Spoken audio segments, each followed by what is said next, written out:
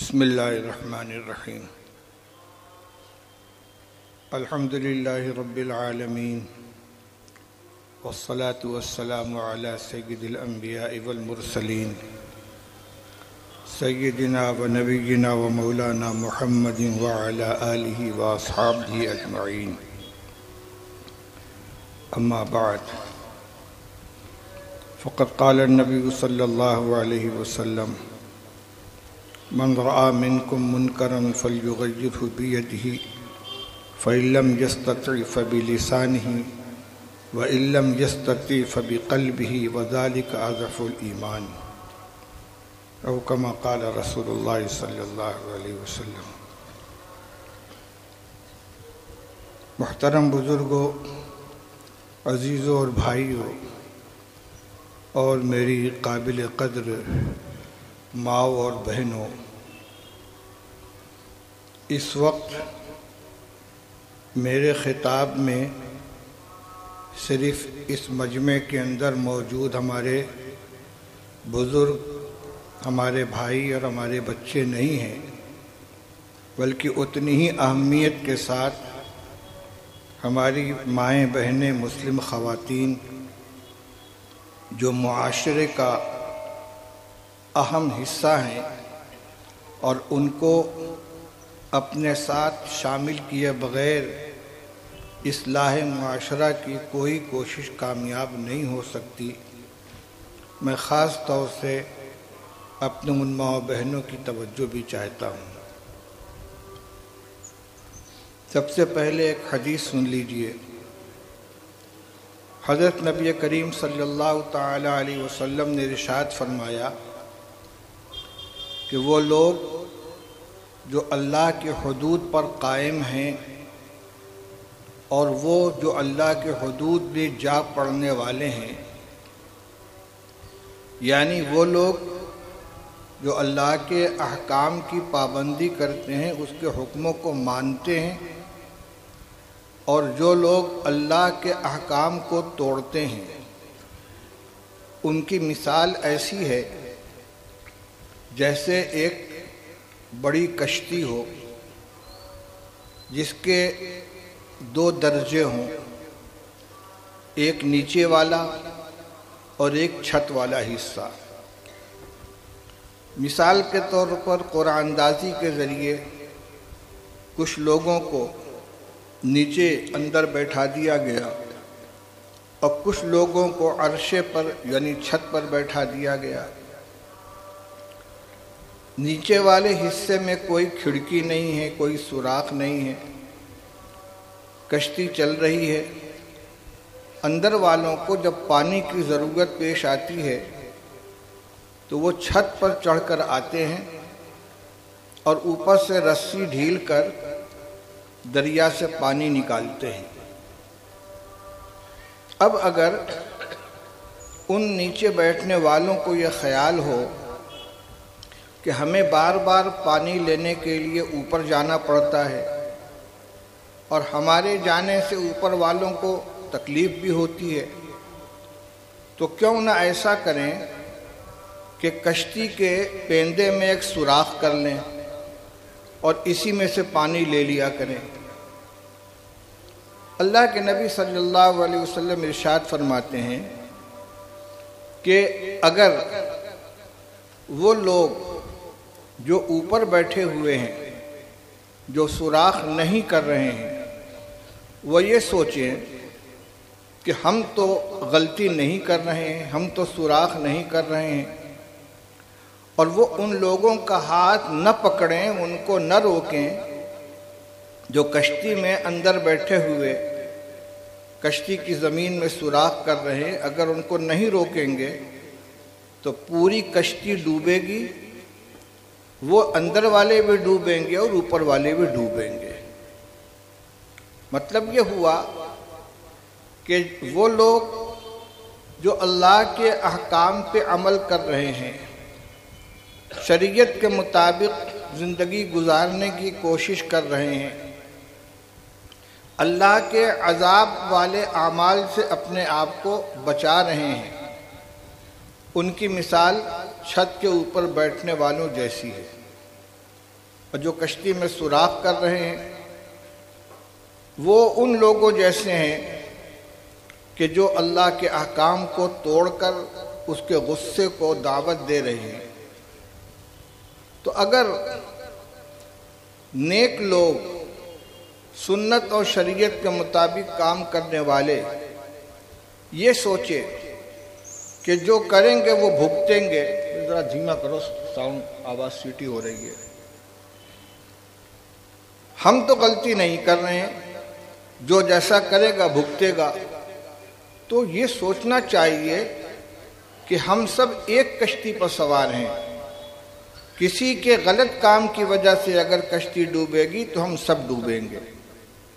میرے بھائیوں بزرگوں، ہم سب پوری بستی کے لوگ، پورے معاشرے کے لوگ، چاہے امیر ہوں چاہے غریب ہوں، چاہے دیندار ہوں چاہے لاپرواہ لوگ ہوں، چاہے کسی مسلک سے، کسی مشرب سے، کسی عقیدے سے تعلق رکھتے ہوں، مرد ہوں عورت ہوں، مالک ہوں ملازم ہوں، یہ سب کے سب ایک کشتی پر سوار ہیں، ایک معاشرے کے اندر زندگی بسر کر رہے ہیں۔ اگر حالات درست ہوں گے، اللہ کی رحمت برسے گی تو سب اس سے نفع اٹھائیں گے، اور اللہ کی ناراضگی کو مول لیں گے، اللہ کا غصہ اترے گا، پریشانیاں آئیں گی جیسا کہ آ رہی ہیں، تو سب اس سے متاثر ہوں گے، سب کو نقصان اٹھانا پڑے گا۔ اس لیے ہمیں یہ سوچنا چاہیے کہ اصلاح معاشرہ کے نام سے اسٹیج بنانے والے، ممبروں پر گفتگو کرنے والے، کسی تنظیم کسی جماعت کے ذمہ دار جو کام کر رہے ہیں، یہ اپنا کام نہیں کر رہے ہیں، یہ پورے معاشرے کا کام کر رہے ہیں۔ پوری سوسائٹی کو، پورے سماج کو اللہ کے غصے سے بچانے اور عذاب کا شکار ہونے سے نکالنے کے لیے کوشش کر رہے ہیں، اور جس طرح وہ محنت کر رہے ہیں، بات ہم تک پہنچا رہے ہیں، ہمیں سمجھا رہے ہیں، ہماری یہ ذمہ داری ہوتی ہے کہ ہم ان باتوں پر عمل کریں، اپنے زیر اثر لوگوں کو اس پر آمادہ کریں، اور جہاں جہاں ہماری بات چلتی ہے اپنی بات کو چلائیں۔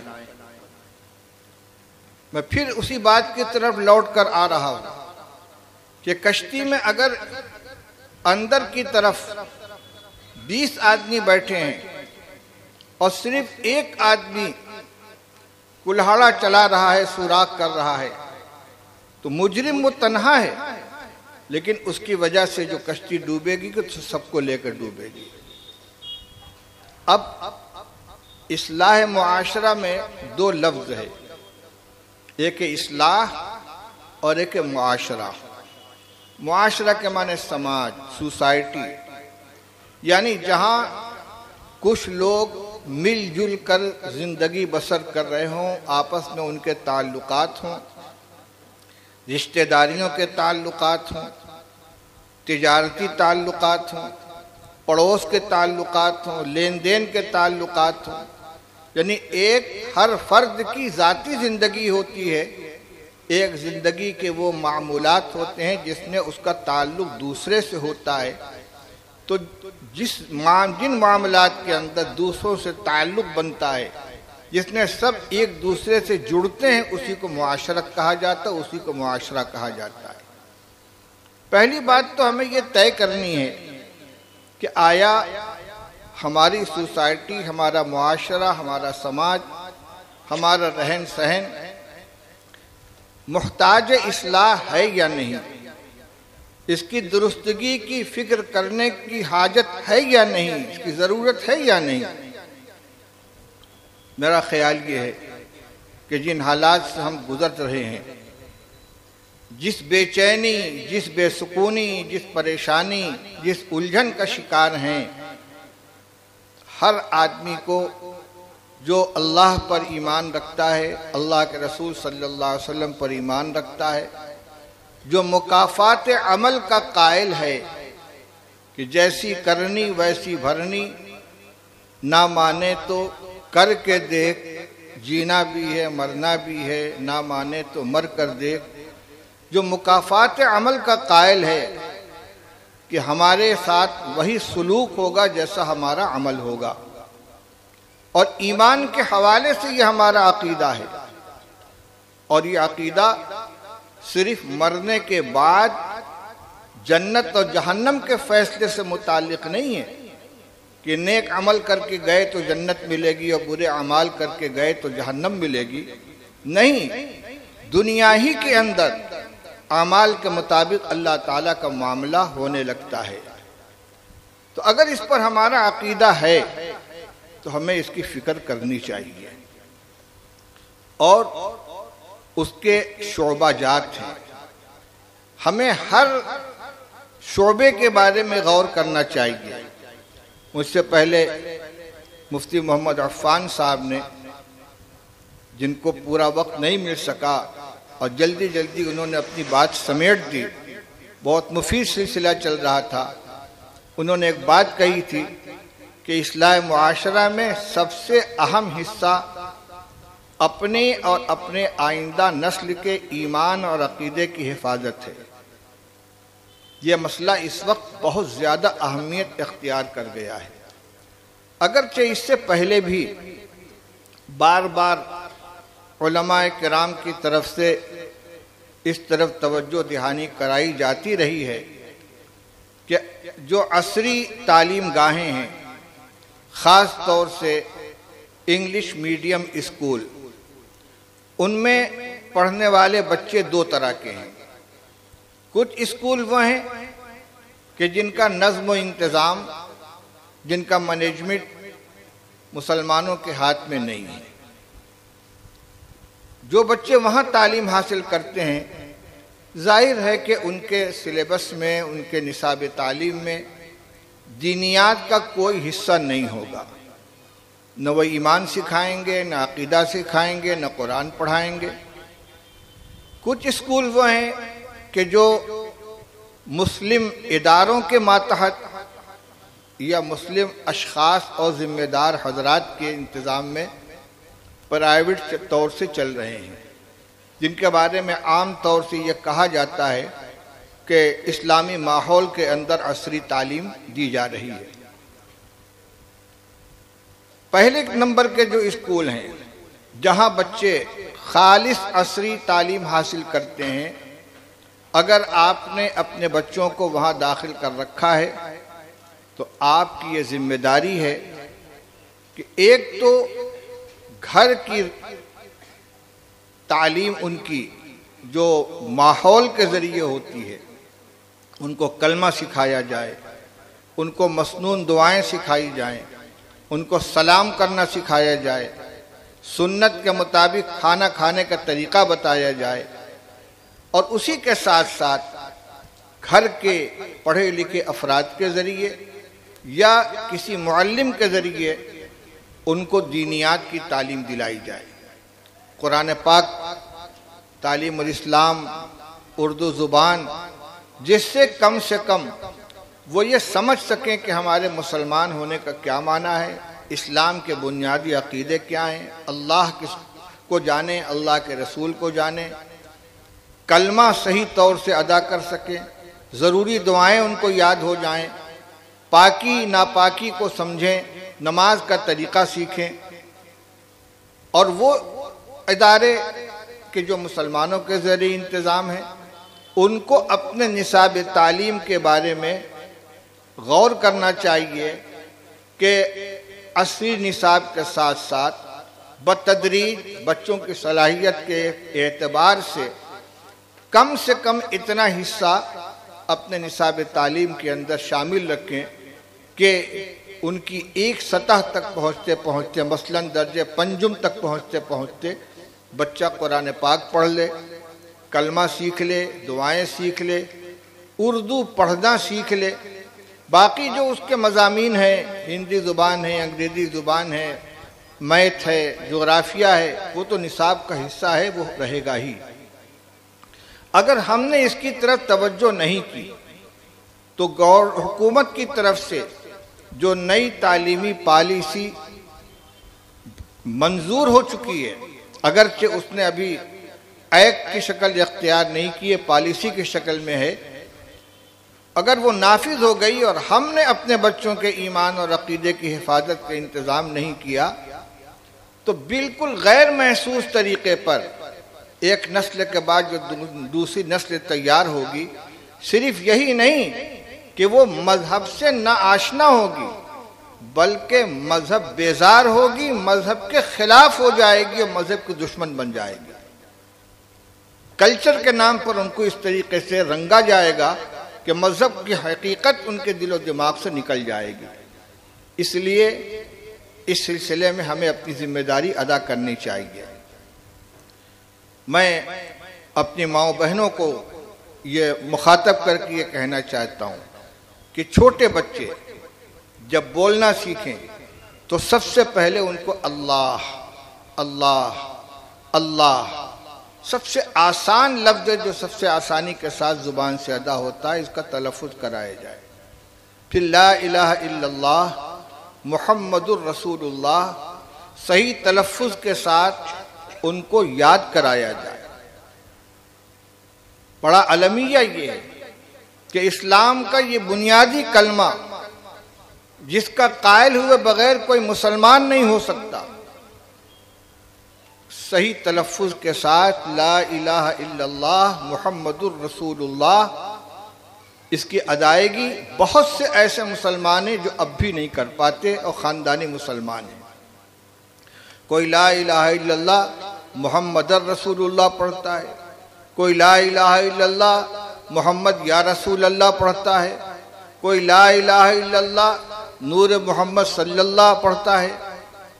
مجھے اس سے بحث نہیں کہ ان کلمات کے معنی کیا ہیں، بنیاد یہ ہے کہ مسلمان ہونے کے لیے دو چیزوں کا اقرار کرنا ضروری ہے۔ ایک اللہ تعالیٰ کی وحدانیت کا اقرار کہ اللہ کے علاوہ کوئی معبود نہیں ہے، ایک حضرت محمد الرسول اللہ صلی اللہ تعالی علیہ وسلم کی رسالت کا اور آپ کے خاتم النبیین ہونے کا اقرار اور اعتراف۔ حضرت محمد صلی اللہ تعالی علیہ وسلم اللہ کے آخری پیغمبر ہیں۔ توحید پر ایمان لانا اور آپ کی رسالت پر ایمان لانا، یہ دو بنیادیں ہیں، ان میں سے ایک بھی اگر نکل جائے تو آدمی مسلمان نہیں بچتا۔ اگر کوئی صرف توحید کا قائل ہے، اللہ کو ایک مانتا ہے، لیکن نعوذ باللہ رسول اللہ صلی اللہ علیہ وسلم کو رسول نہیں مانتا، یا آپ کو رسول ماننے کے ساتھ کسی اور کو بھی رسول مانتا ہے، غلام احمد قادیانی کو مانتا ہے یا کسی اور کو مانتا ہے، وہ بھی مسلمان نہیں ہے۔ اس لیے جتنی اہمیت لا الہ الا اللہ کی ہے اتنی ہی اہمیت محمد الرسول اللہ کی بھی ہے۔ کلمہ کی حیثیت سے اس کا صحیح تلفظ اور اس کے مفہوم کو سمجھنا ضروری ہے۔ لا الہ الا اللہ محمد یا رسول اللہ، لا الہ الا اللہ نور محمد صلی اللہ، یہ کلمہ نہیں ہے۔ اس لیے بچے کو کلمہ سکھایا جائے۔ ہمارے نوجوان، ہمارے بڑے جو صحیح تلفظ نہیں جانتے وہ اپنے کلمے کو درست کریں۔ ایک کلمہ طیبہ ہے لا الہ الا اللہ محمد الرسول اللہ، ایک کلمہ شہادت ہے اشہد ان لا الہ الا اللہ واشہد ان محمدا عبدہ ورسولہ۔ اس میں گواہی کے ساتھ اقرار ہے کہ میں گواہی دیتا ہوں کہ اللہ کے علاوہ کوئی معبود نہیں ہے، اور میں گواہی دیتا ہوں کہ حضرت محمد صلی اللہ علیہ وسلم اللہ کے بندے اور اس کے رسول ہیں۔ کلمہ شہادت اور کلمہ توحید، کلمہ طیبہ، یہ ایمان کی بنیادیں ہیں۔ آپ حضرات جو ملٹی میڈیا موبائل استعمال کرتے ہیں، ایک مہینہ پہلے تقریباً اس میں ایک ویڈیو آیا تھا۔ پاکستان میں کوئی میونسپلٹی کا، لوکل باڈیز کا انتخاب ہوا تھا۔ ظاہر بات ہے کہ اس نے جتنے منتخب ہوئے وہ سب کے سب مسلمان تھے۔ کسی نوجوان نے ان 9 منتخب ممبران سے انٹرویو لیا۔ وہ پوچھتا تھا کہ دعائے قنوت سنا دیجئے، تو کسی کو دعائے قنوت یاد نہیں تھی۔ اس نے کہا تیسرا کلمہ سنا دیجئے، اس کا کلمہ کیا ہے؟ سبحان اللہ والحمدللہ ولا الہ الا اللہ واللہ اکبر۔ پورے مجمع کے اندر ایک فرد بھی اس کا پڑھنے والا نہیں تھا۔ یہ کون تھے؟ جو مسلمانوں کے نمائندہ بن کر کونسل کے اندر جا رہے ہیں مسلمانوں کی نمائندگی کرنے کے لیے۔ یہ وہاں کا حال تھا۔ آج ہم اگر کسی مجمع میں اپنے 8-10 بھائیوں کو منتخب کر کے ان سے ہم سننا چاہیں کہ دعائے قنوت سنا دیجئے، کلمہ شہادت سنا دیجئے، نماز جنازہ کی دعا سنا دیجئے، تو شاید ہی کوئی 1-2 فرد ایسا نکلے کہ جو تمام سوال کا جواب دے سکے۔ ہم دنیا کے حالات سے بہت واقف ہیں۔ دنیا کی سپر طاقتیں کون ہیں، کس کی کیا پوزیشن ہے، تجارت کس مرحلے میں چل رہی ہے، سیاست کے اس نیچ سے ہم واقف ہیں، لیکن ہماری جو ایمان کی بنیاد ہے، مذہب کی بنیاد، اس کے بارے میں ہم غافل ہیں۔ اصلاح معاشرہ میں یہ بھی ضروری ہے کہ اپنی تعلیم کے اندر کوئی کمی رہ گئی ہے تو اس کی اصلاح کی کوشش کریں۔ قرآن پاک بچپن میں نہیں پڑھائے تو اس کی کوئی عمر نہیں ہے۔ عمر رسیدہ ہونے کے بعد بھی قرآن پڑھا جا سکتا ہے۔ میں آپ کو بتاؤں، حضرت نبی کریم صلی اللہ تعالی علیہ وسلم نے جب اپنی نبوت کا اعلان فرمایا ہے اور آپ کے اوپر قرآن پاک نازل ہونا شروع ہوا، آپ اس کو پڑھ کر سناتے تھے، صحابہ کرام اس کو یاد کرتے تھے۔ اکثر صحابہ کرام وہ تھے جو کم از کم بالغ تھے، ان میں کچھ عمر رسیدہ بھی تھے۔ پھر اللہ نے ان میں سے کچھ لوگوں کو قرآن کے سلسلے میں امتیاز عطا فرمایا، جیسے حضرت ابی ابن کعب ہیں، حضرت زید ابن ثابت ہیں، حضرت عبداللہ ابن مسعود ہیں، حضرت معاذ ابن جبل ہیں۔ ان حضرات کو رسول اللہ صلی اللہ علیہ وسلم نے تعلیم قرآن کے لیے معلم بنایا، تو بڑے بڑے صحابہ کرام ان کے پاس جاتے تو قرآن پاک سیکھنے کے لیے۔ بخاری شریف میں ایک روایت ہے کہ ایک مرتبہ حضرت عمر رضی اللہ تعالی عنہ اپنے لشکروں کا جائزہ لینے کے لیے سفر پر نکلے اور ایک مقام پر تمام لشکر کے عمرا کو اکٹھا کیا۔ وہاں کچھ مشورے ہوئے، کچھ باتیں ہوئی۔ اسی موقع پر ضمناً یہ تذکرہ آتا ہے کہ حضرت عبد الرحمن ابن عوف رضی اللہ تعالی عنہ جو عبداللہ ابن عباس کے خیمے میں ان سے قرآن پڑھ رہے تھے۔ عبد الرحمن ابن عوف عشرہ مبشرہ میں سے ہیں۔ ان صحابہ کرام کے تقریباً ہم عمر ہیں، حضرت عمر، حضرت عثمان وغیرہ کے ہم عمر ہیں۔ چنانچہ حضرت عمر رضی اللہ تعالیٰ عنہ نے اپنی خلافت کے زمانے میں جو شورا بنائی تھی اس میں عبد الرحمن ابن عوف رضی اللہ تعالیٰ عنہ شامل تھے، اور حضرت عمر حضرت عبداللہ ابن عباس کو بھی بلاتے تھے۔ تو عبد الرحمن ابن عوف رضی اللہ تعالیٰ عنہ نے یہ پوچھا کہ امیر المومنین، آپ ہم سن رسیدہ لوگوں کے ساتھ اس نوجوان کو بھی بلا کر بیٹھاتے ہیں، عبداللہ ابن عباس کو، جو ہمارے بچوں کی عمر کا ہے؟ تو حضرت عمر نے فرمایا تھا، ہاں تم جانتے ہو کہ علم و فضل کے اعتبار سے ان کا کیا مقام ہے۔ میں یہ بتلا رہا ہوں کہ جس نوجوان کو حضرت عبد الرحمن ابن عوف اپنے بیٹوں کا ہم عمر قرار دے رہے ہیں، ان کے خیمے میں جا کر ان سے قرآن پاک پڑھ رہے ہیں۔ صحابہ رضی اللہ تعالیٰ عنہ میں سب سے اونچی، اس امت کے اندر سب سے اونچے مقام کے حامل ہیں، ان کو اس میں کوئی عار محسوس نہیں ہوتی تھی۔ اس لیے میرے بڑوں میں، دوستوں میں، بھائیوں میں، بزرگوں میں اگر کچھ لوگ ایسے ہیں کہ انہوں نے بچپن میں قرآن پڑھا نہیں ہے، یا پڑھ کے چھوڑ دیا، بھلا دیا، یا گھروں میں عورتوں سے پڑھائے قرآن صحیح نہیں کر پائے، تو اس کی فکر کریں۔ تصحیح قرآن کے حلقے لگائے جاتے ہیں، تعلیم بالغہ کا انتظام کیا جاتا ہے۔ میں اپنے جمعیت کے ذمہ دار ساتھیوں سے بھی کہتا ہوں کہ اس کا اگر نظم ہے تو ٹھیک ہے، اگر نہیں ہے تو جس طرح مکاتب کا نظام چل رہا ہے، مسجدوں کے اندر جگہ جگہ مکتب قائم کیا گیا ہے، بچوں کو دینی تعلیم دلائی جاتی ہے، اسی طریقے سے اپنے بڑے عمر رسیدہ بھائیوں کے قرآن پڑھنے کے لیے بھی تعلیم بالغہ کا سینٹر بنائیں، مشورہ کریں۔ اور میں اپنے بھائیوں کو دعوت دیتا ہوں کہ اس طرح کے مراکز سے فائدہ اٹھائیں، قرآن پاک کو درست کریں۔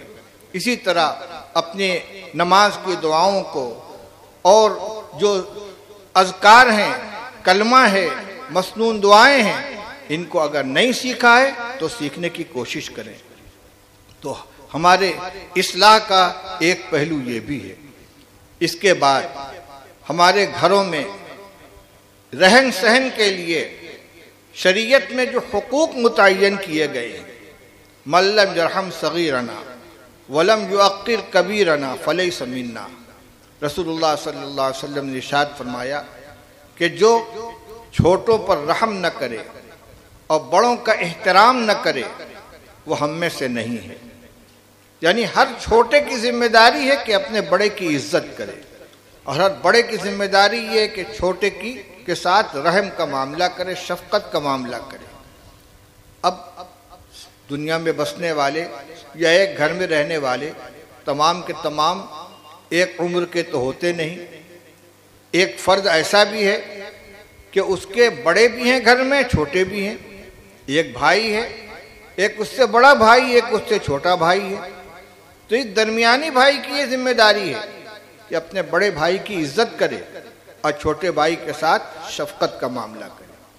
والدین کے جو حقوق بیان کیے گئے ہیں قرآن پاک کے اندر، اللہ اکبر، اللہ تعالیٰ نے متعدد مقام پر اپنی توحید کے حکم کے ساتھ والدین کے ساتھ احترام کا، عزت کا اور راحت رسانی کا معاملہ کرنے کا حکم دیا ہے۔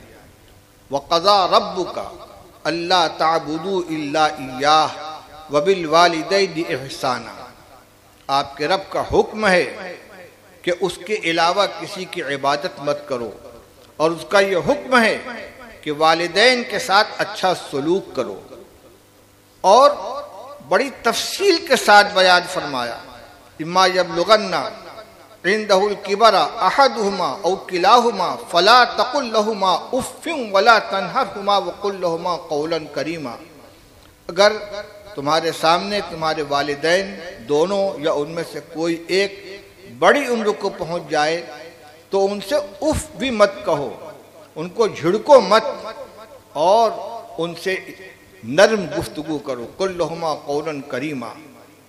اور اس کے علاوہ وَخْفِضْ جَنَاحَكَ، اپنا بازو ان کے سامنے جھکا کر رکھو۔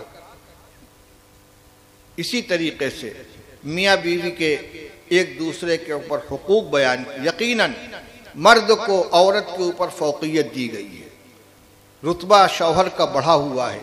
رسول اللہ صلی اللہ علیہ وسلم نے ارشاد فرمایا کہ اگر اللہ کے علاوہ کسی اور کو سجدہ کرنے کی اجازت ہوتی تو میں عورت کو حکم دیتا کہ وہ اپنے شوہر کو سجدہ کرے، لیکن اسی کے ساتھ رسول اللہ صلی اللہ علیہ وسلم نے یہ بھی ارشاد فرمایا، خیرکم خیرکم لأہلہ وأنا خیرکم لأہلی، تم میں سب سے اچھا آدمی وہ ہے کہ جو اپنے گھر والوں کے ساتھ اچھا برتاؤ کرے، اور میں خود اپنے گھر والوں کے حق میں سب سے بہتر ہوں، سب سے اچھا سلوک کرنے والا ہوں۔ پریشانی یہ ہے کہ دو طرح کی چیزیں ہوتی ہیں، ایک ہوتا ہے حق اور ایک ہوتا فریضہ۔ حق وہ چیز ہے جو ہمیں دوسرے سے وصول کرنی ہے، اور فریضہ وہ ہے جو ہمیں دوسرے کو ادا کرنا ہے۔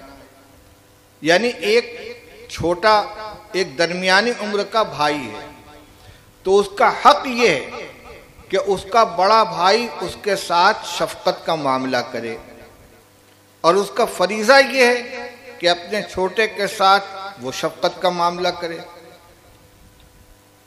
بڑے بھائی سے اس کو شفقت چاہیے، یہ اس کا حق ہے، اور اس کا فریضہ یہ ہے کہ چھوٹے بھائی کے ساتھ وہ شفقت کا معاملہ کرے۔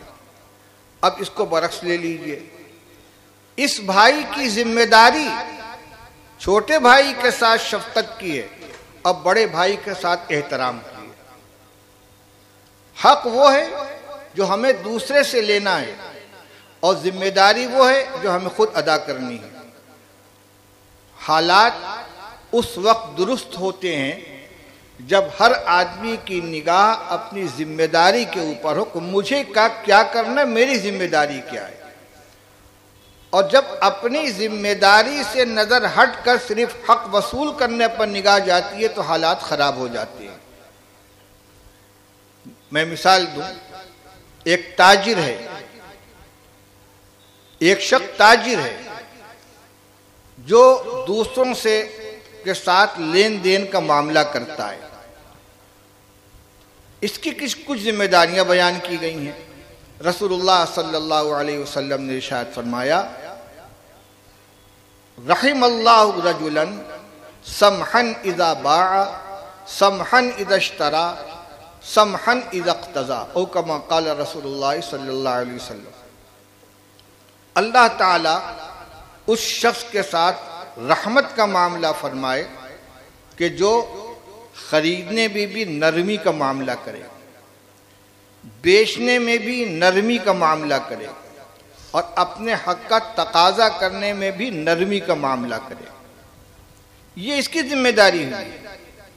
لیکن اب جو آدمی اس کے ساتھ بیچ رہا ہے سامان، ایک تاجر خرید رہا ہے اور ایک شخص اس کے ہاتھ فروخت کر رہا ہے، یہ نرمی برتے خریدنے میں، وہ نرمی برتے بیچنے میں تو معاملہ درست رہے گا، اور دونوں کا اگر تقاضا یہ کہ تم میرے ساتھ نرمی کرو، یہ کہ تم میرے ساتھ نرمی کرو، معاملہ خراب ہو جائے گا۔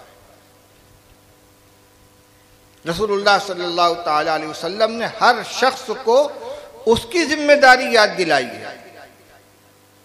اگر کوئی شخص اپنی ضرورت کے لیے کسی سے کوئی سوال کرتا ہے، مدد چاہتا ہے، تو ہدایت یہ ہے کہ اللہ نے استطاعت عطا فرمائی ہے تو اس کی مدد کرو۔ وَفِي أَمْوَالِهِمْ حَقٌّ مَعْلُومٌ لِلسَّائِلِ وَالْمَحْرُومِ، مسلمانوں کے مال میں ایک حصہ متعین ہے مانگنے والے کا بھی اور اس شخص کے بھی جو ضرورت مند ہے مگر مانگتا نہیں ہے۔ ایک طرف دینے والے کو متوجہ کیا گیا، دوسری طرف یہ فرمایا کہ من سأل الناس تکسرا جاء یوم القیامت ومسألته فی وجہہ خموش او خدوش او خموش، کہ جو آدمی بلا ضرورت کسی دوسرے سے کسی چیز کا سوال کرتا ہے، ضرورت نہیں ہے، مال میں اضافہ کرنے کے لیے ہاتھ پھیلاتا ہے، سوال کرتا ہے، تو اس کا یہ سوال قیامت کے دن اس کے چہرے کی بے رونقی بن کر آئے گا، اس کے چہرے کا گوشت نچا ہوا ہوگا۔ سائل کو منع کیا جا رہا ہے کہ بلا ضرورت کسی سے کوئی چیز مانگو مت، چنانچہ کئی روایتیں اس طرح کی ہیں کہ رسول اللہ صلی اللہ تعالی علیہ وسلم نے صحابہ سے لا تسأل الناس شیئا، کسی کے آگے ہاتھ مت پھیلایا کرو، سوال مت کیا کرو۔ یہ سائل کی، ضرورت مند کو یہ ہدایت ہے۔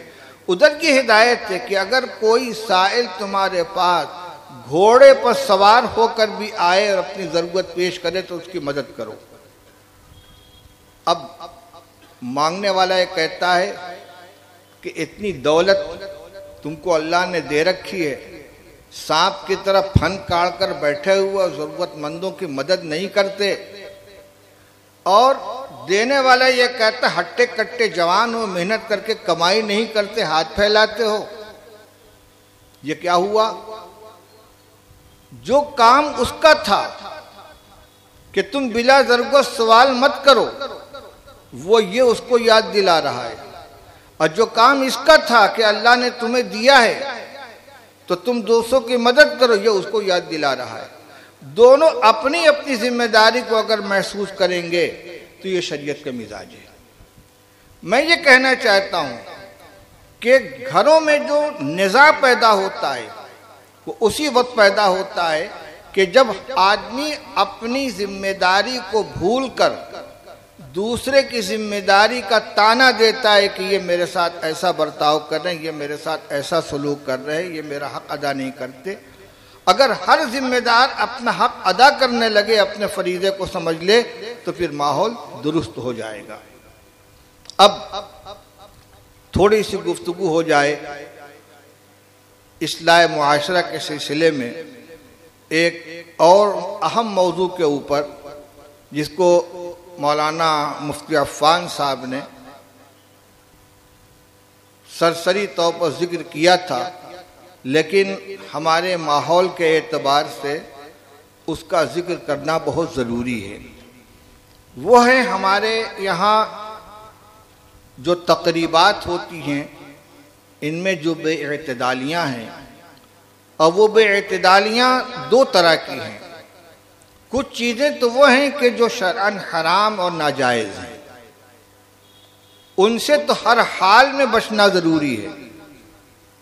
مثال کے طور پر شادیوں میں ویڈیو گرافی کی جاتی ہے، فوٹو کھینچا جاتا ہے۔ بہت سے گھروں کے اندر میوزک بجایا جاتا ہے۔ بہت سی تقریبات کے اندر مردوں اور عورتوں کے درمیان پردہ نہیں رہتا، بے پردگی کھلے عام ہوتی ہے۔ یہ وہ چیزیں ہیں کہ جو بالکل ناجائز ہیں، ان میں کسی حوالے کی ضرورت نہیں ہے۔ جس تقریب میں، جس شادی میں یا جس کسی اور تقریب کے اندر اس طرح کا عمل ہوگا، یقیناً وہ اللہ کے غصے اور اس کے غضب کو دعوت دینے والی چیز ہے، اور ایسی تقریب جس میں اس طرح کے اعمال ہوں، اس میں شرکت بھی جائز نہیں ہے۔ اس لیے اگر کوئی اس کا بائیکاٹ کرنا چاہے کہ ہم اس میں شریک نہیں ہوں گے، تو اس کو طعنہ نہ دیا جائے، اس سے قطع تعلق نہ کیا جائے، بلکہ اپنی اصلاح کی فکر کی جائے کہ آخر ہماری کون سی ایسی حرکت تھی کہ جس سے لوگ ہمارے یہاں آنے سے گریز کرتے ہیں۔ کچھ چیزیں وہ ہیں کہ جو کھلے طور پر اسراف اور فضول خرچی کے اندر آتی ہیں، اور اسراف اور فضول خرچی کو بھی شریعت کے اندر حرام قرار دیا گیا ہے۔ قرآن پاک میں اللہ تعالیٰ نے فرمایا وَلَا تُبَذِّرْ تَبْذِيرًا إِنَّ الْمُبَذِّرِينَ كَانُوا إِخْوَانَ الشَّيَاطِينِ وَكَانَ الشَّيْطَانُ لِرَبِّهِ كَفُورًا، کہ تم فضول خرچی مت کرو، کیونکہ فضول خرچی کرنے والے شیطانوں کے بھائی بند ہیں، اور شیطان اپنے رب کا بہت بڑا ناشکرا ہے۔ فضول خرچی کیا چیز ہے؟ فضول خرچی دو طرح سے ہوتی ہے۔ ایک تو بے موقع خرچ کرنا، اور ایک ہے جہاں موقع پر خرچ کرنا لیکن ضرورت سے زیادہ خرچ کرنا۔ اب ہمارے یہاں شادی کے موقع پر بہت سی ایسی رسمیں ہیں کہ جو کسی اعتبار سے ضروری نہیں ہیں۔ بہت سی پرانی رسمیں ختم ہو گئیں، لیکن ان کی جگہ پر بہت سی نئی رسموں نے وجود حاصل کر لیا، اور وہ معاشرے کے اندر عام ہوتی چلی جا رہی ہیں اور جڑ پکڑتی جا رہی ہیں۔ مثال کے طور پر ہمارے بچپن بھی یہ طریقہ تھا کہ شادی سے دو ایک دن پہلے گھر کے کچھ رشتہ دار، کچھ داماد بہنوئی بلاوا کے لیے نکلتے تھے، اور گھر پر آتے تھے، ناشتہ کر کے نکل جاتے تھے۔ پھر اس میں یہ اضافہ ہوا کہ ان کو ناشتہ کرنے کے لیے کچھ پیسہ بھی دیا جانے لگا۔ اب میں تو یہاں رہتا نہیں، لیکن معلوم یہ ہوا کہ شادی سے پہلے ایک مستقل دعوت ناشتے کے نام پر ہوتی ہے۔ بلاوا کا ناشتہ تو گیا، وہ ہوتا ہے کہ نہیں ہوتا معلوم نہیں، لیکن شادی سے پہلے ایک دعوت مستقل ہوتی ہے، ہمارے یہاں ناشتہ ہے۔ یہ کیا ہے؟ کس سلسلے کا ناشتہ ہے؟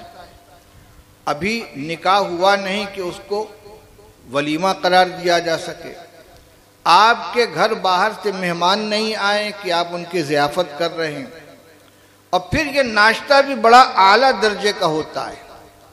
اور جب ایک گھرانے میں ہوگا، دو گھرانے میں ہوگا، تین گھرانے میں ہوگا، تو جو آدمی نہیں کرے گا اس کے اوپر اعتراض کیا جائے گا، تنقید کی جائے گی، اور اس کو ملامت کا نشانہ بنایا جائے گا۔ ہر اچھا کام اگر کوئی شخص کرتا ہے تو اس کو اپنے اچھے عمل کا بھی ثواب ملتا ہے، اور جتنے لوگ اس پر عمل کرتے ہیں سب کا اس کو اجر ملتا ہے۔ اور کوئی غلط کام اگر کوئی شخص ایجاد کرے اور اس کی دیکھا دیکھی کچھ اور لوگ کرے تو سب کا وبال اس کے اوپر ہے۔ من سن سنتا حسنتا فلہ اجرہا واجر من عمل بہا ومن سن سنتا سیئتا فعلیہ وزرہا ووزر من عمل علیہا او کما قال صلی اللہ علیہ وسلم۔ رسول اللہ صلی اللہ علیہ وسلم فرماتے ہیں کہ جس نے کوئی اچھا کام کیا تو اس کو بھی اس کا اجر ملے گا، اور جتنے لوگ اس کام کو کریں گے ان کا بھی اس کو اجر ملے گا، اور جو کوئی غلط طریقہ ایجاد کرے گا تو اس کا گناہ اس کو ہوگا، اور جتنے لوگ اس کی دیکھا دیکھی اس پر عمل کریں گے سب کا اس کو گناہ ہوگا۔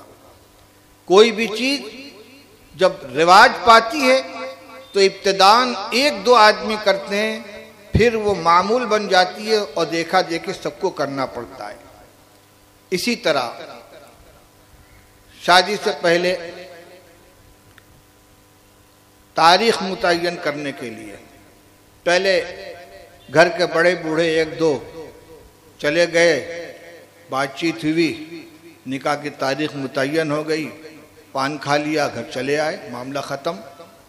اب شادی کی تاریخ متعین کرنے کے لیے معلوم ہوا ہے کہ باقاعدہ تقریب ہوتی ہے، اعلیٰ قسم کی دعوت کی جاتی ہے۔ ٹھیک ہے، اللہ نے آپ کو دولت دی ہے، لیکن یہ یاد رکھیے کہ ایک ایک پیسے کا اللہ کے حساب بھی دینا پڑے گا، کہاں خرچ کیا ہے۔ یہ مال امانت ہے ہمارے پاس، صحیح جگہ پر خرچ کیا کہ غلط جگہ پر خرچ کیا ہے۔ آپ کو اللہ نے دیا ہے، آپ اس کا مظاہرہ کر رہے ہیں، لیکن جس غریب کے پاس اتنی استطاعت نہیں ہے وہ اپنی عزت بچانے کے لیے مجبور ہوگا، قرض لے گا، لوگوں سے مدد چاہے گا، ہاتھ پھیلائے گا، اس کی ذمہ داری کس کے اوپر ہوگی؟ ایسے ہی ہماری مائیں بہنیں جوڑا لے کر جاتی ہیں، ان کے اکرام کے لیے جو دعوتیں ہوتی ہیں، ان کو جو تحائف دیے جاتے ہیں، ان کو جو ہدیے دیے جاتے ہیں، اور ان کے لیے، ان کے گھر کے افراد کے لیے شریعت میں اس کا کوئی وجود نہیں ہے۔ اللہ کے رسول صلی اللہ تعالیٰ علیہ وسلم نے تو ارشاد فرمایا تھا، ان اعظم النکاح برکتاً ایسرہ مؤونتاً، سب سے زیادہ برکت والا نکاح وہ ہے کہ جس میں سب سے کم خرچ آئے، سب سے کم بوجھ پڑے۔ اور ہمارے یہاں ہم نے اپنی بدعملی سے نکاح کو اتنا بڑا بوجھ بنا لیا ہے کہ گھر میں ایک بچی کا اگر نکاح کرنا ہے یا ایک لڑکے کا اگر گھر آباد کرنا ہے تو آدمی کو اگر اللہ نے استطاعت نہیں دی تو اس کی کمر ٹوٹ جاتی ہے۔ حضور صلی اللہ تعالیٰ علیہ وسلم نے ارشاد فرمایا تھا، اعلن النکاح واجعلوہ فی المساجد، نکاح علی الاعلان کرو اور مسجد کے اندر نکاح کیا کرو۔ بھائی ہم کہتے ہیں النکاح من سنتی، کارڈ پر چھپوایا جاتا ہے کہ نکاح رسول اللہ صلی اللہ علیہ وسلم کی سنت ہے، تو سنت تو رسول اللہ صلی اللہ علیہ وسلم کی ہے، مگر اس کی ادائیگی کا طریقہ ہم کبھی حضور سے نہیں پوچھتے کہ آپ کی سنت کو ہم کیسے ادا کریں جس میں برکت آئے، جس سے اس کو آپ کی سنت کہا جا سکے اور سنت کے زندہ کرنے کا ہم کو ثواب ملے۔ اس میں ہم اپنی منمانی چلاتے ہیں۔ میں نے شروع میں عرض کیا تھا کہ ہمارے اس اصلاح معاشرہ کے عمل میں ہماری ماؤں بہنوں کا بہت بڑا حصہ ہے۔ بسا اوقات گھر کا ذمہ دار ایک فیصلہ کرنا چاہتا ہے، لیکن گھر کی خواتین، کبھی گھر کی دادی، نانی، ماں، بہن، بیٹی، کبھی اور دوسری خواتین ایسی ضد کر لیتی ہیں کہ وہ اپنی بات چلا نہیں پاتا۔ کبھی داماد کا منہ دیکھنا ہے، کبھی سمجھی کا منہ دیکھنا ہے، کبھی بیٹی کا منہ دیکھنا ہے۔ تو میرے بھائیوں اور میری بہنوں، ہم اللہ اور اس کے رسول کو ناراض کر کے اگر کسی کو راضی کرنے کی کوشش کریں گے تو اس میں تباہی ہے۔ رسول اللہ صلی اللہ تعالیٰ علیہ وسلم نے ارشاد فرمایا، کہ جو شخص لوگوں کی خوشی تلاش کرتا ہے اللہ کی ناراضگی کے اندر، اللہ تعالیٰ اسے جہنم میں ڈال دیں گے، اور جو اللہ کی خوشی کو چاہتا ہے لوگوں کی ناراضگی کے ذریعے اللہ تعالیٰ اس کو نوازتے ہیں۔ حدیث کے الفاظ پورے طور سے محفوظ نہیں ہیں، لیکن اس کا حاصل یہی ہے، یعنی دونوں چیزیں آمنے سامنے مقابل بن کر آ گئی۔ ہم سب کو خوش کریں گے، لیکن رسول اللہ صلی اللہ علیہ وسلم کی سنت اس میں مٹ رہی ہے، اللہ کے حکم کی خلاف ورزی ہو رہی ہے۔ ہو سکتا ہے کہ کچھ لوگ تعریف کر دیں، کچھ لوگ خوش ہو جائیں، لیکن اس کے بدلے میں جو اللہ کی ناراضگی حاصل ہوگی، جو اس کا غضب حاصل ہوگا، وہ بہت خسارے کا سودا، بہت نقصان کی چیز ہے۔ اور اللہ کو راضی رکھنے کی فکر میں اگر کچھ لوگ ناراض بھی ہو جائیں، ان کے ناراضگی کی فکر نہیں کرنی چاہیے، اللہ کو راضی رکھنے کی فکر کرنی چاہیے۔ حالات سے، رسم و رواج سے آپ مجھ سے زیادہ واقف ہیں۔ اگر گھر میں کوئی وبا آ جاتی ہے تو ہر آدمی اس کی فکر کرتا ہے کہ اپنا فل چیک اپ کرائے، ایک ایک چیز کی جانچ کرائی جاتی ہے، بلڈ کی بھی جانچ ہوگی، شوگر کی بھی جانچ ہوگی، گردے کی بھی جانچ ہوگی، کہیں سے کوئی بیماری نکلے تو اس کو ٹھیک کرایا جائے، کیونکہ صحت بہت عزیز ہے۔ ہمیں اپنے دین کی بھی خود جانچ کرنی چاہیے، ہماری گھریلو زندگی، ہماری تجارت، ہمارا لباس، ہماری وضاقتہ، ہمارا رہن سہن، ہماری تقریبات، ان کے اندر اگر خرابیاں ہیں، اور یقیناً ہیں، تو ہم خود اپنے اصلاح کی فکر کریں، کسی دوسرے کی توجہ دہانی کی ضرورت محسوس نہ کریں، اپنا جائزہ لیں۔ ہمارے گھر میں شادی ہے، ہمارے گھر میں عقیقہ ہے، ہمارے گھر میں ولیمہ ہے، دیکھیں کہ ہم کتنا سمیٹ کر، کتنے مختصر سے مختصر طریقے پر اس کو انجام دے سکتے ہیں۔ اگرچہ اللہ نے نوازا ہے، خرچ کر سکتے ہیں، لیکن ہمارے اس ہاتھ پیر پھیلانے سے ہمارے دوسرے غریب بھائی کو، دوسرے غریب رشتہ دار کو پریشانی کا سامنا کرنا پڑے گا۔ پھر اگر اس کے اندر فضول خرچی بھی ہو رہی ہے، کچھ معصیت بھی اس میں شامل ہو رہی ہے، تو اس کی تو کسی درجے میں گنجائش ہی نہیں ہے۔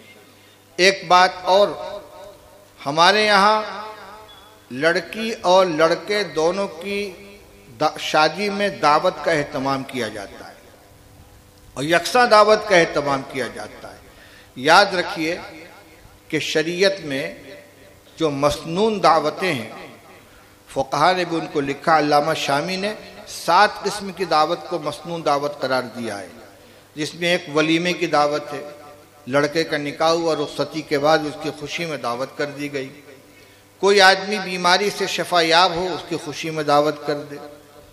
کوئی سفر سے صحیح سلامت واپس آیا، اس کی خوشی میں دعوت کر دے۔ کسی گھر میں بچہ پیدا ہوا، اس کا عقیقہ کیا، اس کی دعوت دے۔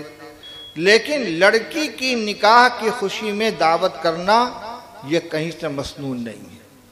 ہاں، اگر کہیں باہر کے مہمان آئے ہوئے ہیں، داماد باہر سے آ رہا ہے، اس کے ساتھ کچھ رشتہ دار آ رہے ہیں، نکاح کے بعد وہ رخصتی کے لیے جائیں گے، ان کی ضیافت کریں، کوئی حرج کی بات نہیں ہے۔ جیسے کوئی مہمان آتا ہے اس کی ضیافت کی جاتی ہے، لیکن ضیافت کر ان کی ہوگی جو واقعی مہمان ہیں، اور اس موقع پر ولیمہ کی طریقے سے دعوت کرنا یہ مسنون دعوت نہیں ہے۔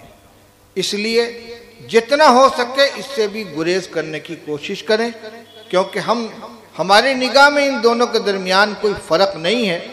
جو ہمارے اکابر گزرے ہیں، مشائخ گزرے ہیں، ان کے یہاں تو دونوں میں نمایاں فرق ہوتا تھا کہ لڑکی کا نکاح ہو گیا اور ایک آدمی کی بھی اس میں دعوت نہیں کی گئی، بس جو مہمان باہر کے آئے تھے انہوں نے کھانا کھایا، بچی کو رخصت کرا کے ساتھ لے کر چلے گئے۔ بہت سی چیزیں ایسی ہیں کہ جن سے ہم واقف ہی نہیں ہیں، کیونکہ معاشرے میں اس نے ایسی جڑ پکڑ لی ہے کہ اس کا خلاف شرع ہونا یا خلاف سنت ہونا ہمارے علم ہی کے اندر نہیں ہے۔ اور سیدھی سی ایک بات مختصر عرض کر کے اپنی بات ختم کرتا ہوں۔ ہمارے سامنے جس لائن کا مسئلہ آتا ہے، ہم اس کے ماہر سے رجوع کرتے ہیں۔ کوئی مقدمہ اگر پیش آ جائے، کس سے مشورہ کریں گے؟ ڈاکٹر صاحب سے کہ انجینئر صاحب سے؟ ارے بولو بھائی، کس کے پاس جائیں گے؟ ماہر قانون کے پاس، وکیل صاحب کے پاس، اور اگر کوئی بیماری آ جائے تب بھی وکیل صاحب کے پاس جائیں گے، ڈاکٹر صاحب سے مشورہ کریں گے، چاہے وکیل صاحب کتنے ہی ماہر قانون ہوں۔ ایسے ہی اگر مکان کا نقشہ بنوانا ہے تو نہ ڈاکٹر صاحب کے پاس جائیں گے، نہ وکیل صاحب کے پاس، کسی انجینئر سے، کسی نقشہ نویس سے مشورہ کریں گے۔ دعوت میں آپ کو کھانا بنوانا ہے، حاجی صغیر تو مرحوم ہو گئے، حاجی بشیر مرحوم ہو گئے، کسی نانوائی سے مشورہ کریں گے، کھانا پکانے کے ماہر سے مشورہ کریں گے۔ بھئی ہم یہ جانتے ہیں کہ ہماری بچی کا نکاح ہو یا بچے کا نکاح ہو، ہم ایک شرعی ذمہ داری سے سبکدوش ہونا چاہتے ہیں، ایک سنت ادا کر رہے ہیں، ایک اپنا فریضہ ادا کر رہے ہیں۔ شریعت اسلامیہ پیدائش سے لے کر موت تک ہر حال کی رہنما ہے، غمی میں، خوشی میں، ہر چیز کے اندر رہنمائی موجود ہے۔ تو ہماری ذمہ داری یہ بنتی ہے کہ جس طرح دنیاوی معاملات میں مشورہ لیتے ہیں، ہم ان سے مشورہ لیتے ہیں جو اس لائن کے جانکار ہیں۔ اگر ہمارا یہ جذبہ ہے کہ ہماری بچی اور بچے کا نکاح باعث خیر و برکت ہو، زندگی میں اس کے ذریعے چین آئے، سکون آئے، دونوں ایک دوسرے کے حق کو پہچانیں، حق ادا کریں، نیک اور صالح اولاد وجود میں آئے، دونوں کی پاک دامنی اور عفت کا یہ ذریعہ بنے، دونوں خاندانوں میں الفت و محبت کا رشتہ قائم ہو، یہی تو معنی ہے برکت کے، جس کو حضور نے فرمایا تھا کہ ان اعظم النکاح برکتن ایسرہ مؤونتن، سب سے زیادہ برکت والا نکاح وہ جس میں سب سے کم مشقت ہو۔ نکاح کی برکت کیا ہے؟ دو اجنبی لڑکا اور لڑکی دونوں جڑ گئے، ایک رشتہ قائم ہوا ہے، میاں بیوی بنے، دونوں کے دلوں میں اللہ نے ایک دوسرے کی محبت پیدا کی۔ وَمِنْ آیَاتِهِ أَنْ خَلَقَ لَكُم مِّنْ أَنْ کی جعل ہے کہ خلق ہے، ان خلق لکم من انفسکم ازواجا لتسکنوا الیہا وجعل بینکم مودۃ ورحمہ۔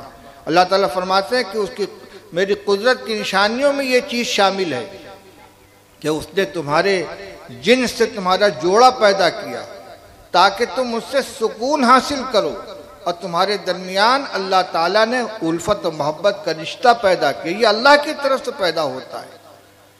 تو جو نکاح کا مقصد ہے کہ میاں بیوی میں آپس میں قربت ہو، ایک دوسرے کو دل سے چاہیں، لڑکی گھر میں آئے تو اللہ کی رحمت بن کر آئے، اپنے ساس سسر کی خدمت گزار بنے، ساس اور خسر اس کو اپنی بیٹی کی طرح چاہیں، اس کے ساتھ محبت کا، شفقت کا معاملہ کریں، وہ اپنے آپ کو اس گھر کا ایک فرد سمجھے، اس کے آنے سے گھر میں رونق بڑھے، رحمت بڑھے۔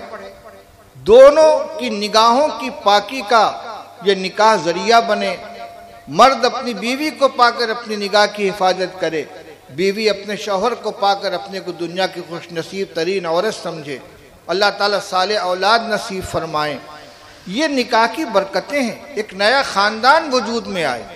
یہ برکت اس وقت حاصل ہوگی جب نکاح کی اس سنت کو مسنون طریقے پر انجام دیا جائے گا، اور اگر سنت سے، شریعت سے ہٹ کر نکاح کریں گے تو جوڑا تو بن جائے گا لیکن جس کو برکت کہا جاتا ہے، جو چیز باعث سکینت بنتی ہے، وہ نہیں آئے گی۔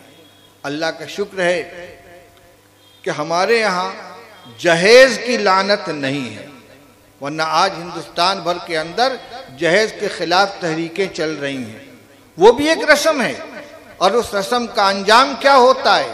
کتنی لڑکیاں خودکشی کرتی ہیں، کتنی لڑکیوں کو جہیز کے نام پر قتل کر دیا جاتا ہے۔ یہ کیوں؟ اس لیے کہ جس چیز کی شریعت نے کوئی جگہ نہیں تھی، اس کو رشتے کا ایک جز بنا لیا گیا تو اس کی یہ آفت آئی۔ اسی طریقے سے ہم نے جہیز کو تو چھوڑ دیا، لیکن نئی نئی رسمیں ایجاد کر کے اپنے ماحول میں، معاشرے میں اس طرح ان کو جڑ کی جگہ دے دی ہے کہ جو اس برکت کو اٹھانے والی ہے، پریشانی پیدا کرنے والی ہے۔ ہمیں اپنی اصلاح کرنا ضروری ہے، ورنہ حالات دن بدن بد سے بدتر ہوتے چلے جائیں گے، اور جب کوئی بیماری عام شکل اختیار کر لیتی، وبائی شکل اختیار کر لی، تو ہلاکت و تباہی بھی اسی اعتبار سے آتی ہے۔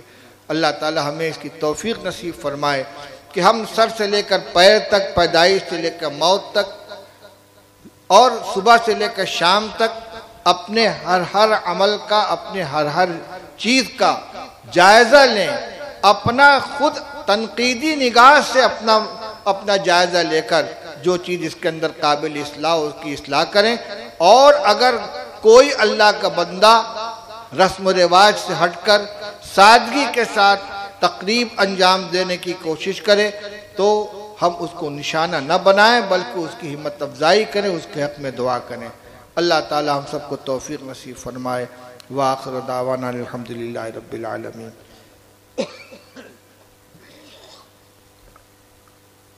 ونبینا مولانا محمد وآلہ وصحبہ وبارک وسلم۔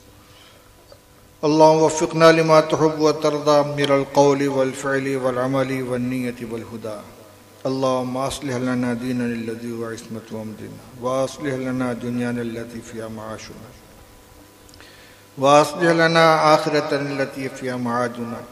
اے اللہ ہم سب کے جمع ہونے کو قبول فرما لے۔ اے اللہ ہمیں اپنی کوتاہیوں کا احساس نصیب فرما۔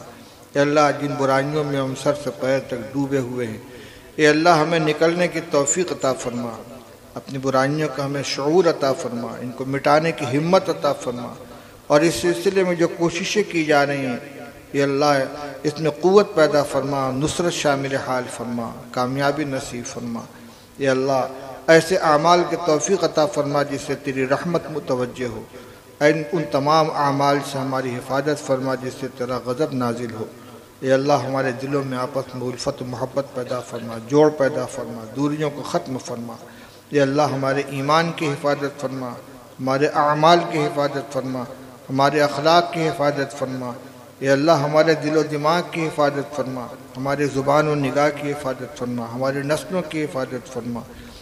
ربنا لا تجعلنا فتنة للقوم الظالمین ونجنا برحمتك من القوم الكافرین۔ اللهم انا نجعلك في نحورهم ونعوذ بك من شرورهم۔ ربنا آتنا في الدنيا حسنة وفي الآخرة حسنة وقنا عذاب النار۔ ربنا تقبل منا إنك أنت السميع العليم وتب علينا إنك أنت التواب الرحيم۔ صلى الله تعالى على خير خلقه محمد وآله وصحبه أجمعين برحمتك يا أرحم الراحمين۔ السلام علیکم ورحمۃ اللہ وبرکاتہ۔